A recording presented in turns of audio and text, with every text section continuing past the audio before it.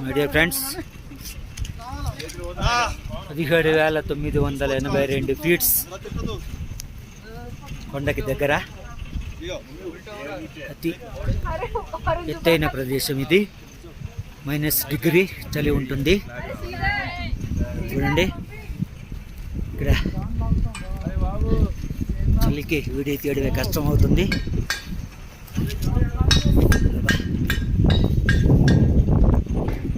మన మిలిటరీ వాళ్ళు ఎంత కష్టపడి ఇక్కడ చేస్తున్నారో చూడండి.